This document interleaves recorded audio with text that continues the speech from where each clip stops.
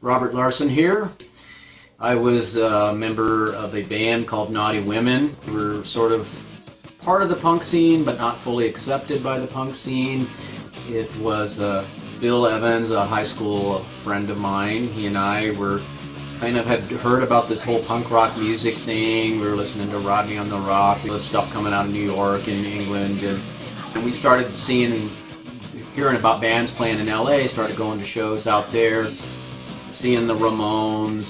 This is probably only like 76. We decided that we wanted to put a band together. We were like most people in that early punk rock scene, were kind of misfits, didn't really fit into anything that was going on at the time. And when this punk rock thing came along, it was like, wow, this is it. This is our thing. So we got some other high school buddies, Rick Agnew, who many of you have heard of from the Adolescents and Christian Death and his solo work. Came up with this name, Naughty Women, because we thought it sounded like weird.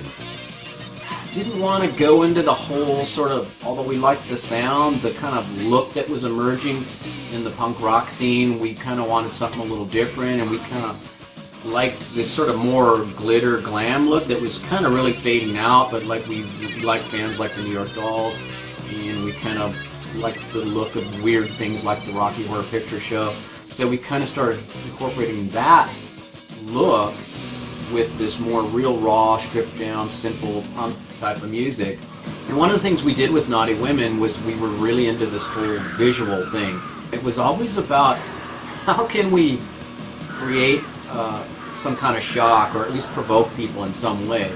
And we came up with this idea of kind of dressing in drag, not exactly in drag, but kind of a lot of women's garb, women's lingerie, dresses, pink spandex pants, a lot of weird makeup, different things like that. Hanging out in Hollywood a lot, going to a lot of these different shows. We met Darby Crash and Pat Smear of the Germs, and they had just kind of put this band together, and they were telling us they got a gig at this place called The Mask, and it was this seminal punk rock club. So they said they had a gig there, and hey, do you want to open for us? Because we had told them we had a band. And so we said, sure, yeah, we'll open for you. And then we were kind of like, oh, we had a couple of months to put a band together. But it was just kind of, we went up there at The Mask and kind of sort of played a couple of songs, really made a lot of noise. And Brendan, the proprietor of The Mask, got kind of pissed off because we had broken up a lot of equipment and just made a lot of noise. And he had some kind of quote of like, this band is never to play here again. We kind of used that later as this badge of honor that we had gotten banned from The Mask. But after we did that original gig at The Mask with the Germs, we kind of had a hard time finding gigs after that. We were trying to find gigs in Orange County where we lived, in Fullerton. We lived in Orange County in a time frame when it was very conservative, not just politically, but socially.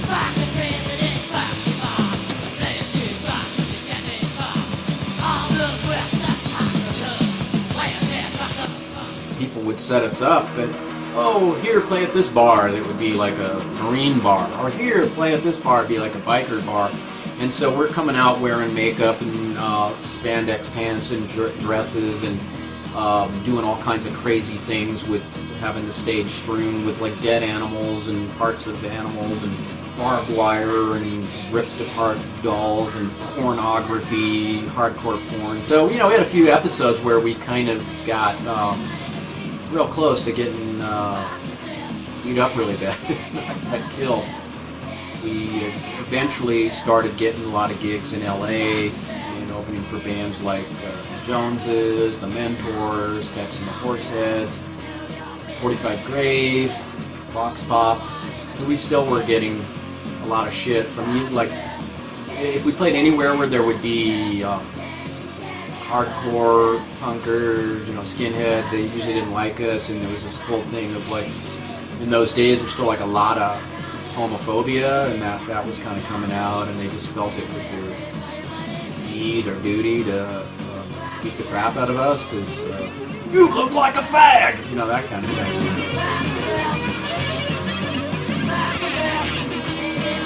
you look back and you feel like, oh, well, some of these gigs that we played, that we were actually attacked on stage. One of our gigs that some rednecks got really freaked out about us kind of dressing in drag and followed us in our car with those fags from Naughty Women and kind of got behind us and followed us, tried to run us off the road. It was kind of a pretty scary sort of like road rage. We were always having stuff thrown at us, having people come up on stage and actually throw punches at us.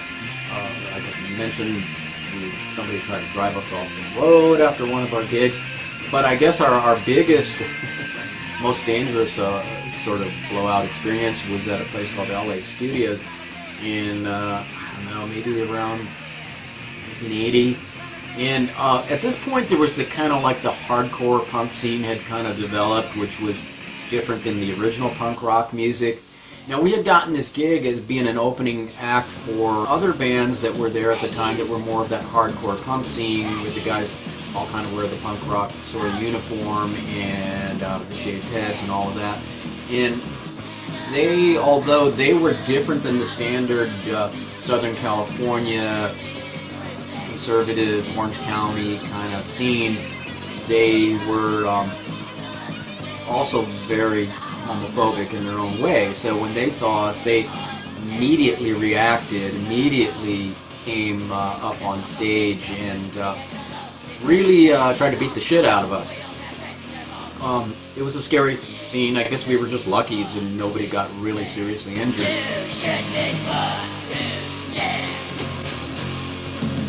With us at that time was a guy people have heard of named Izzy Stradlin, who's famous for being in Guns N' Roses.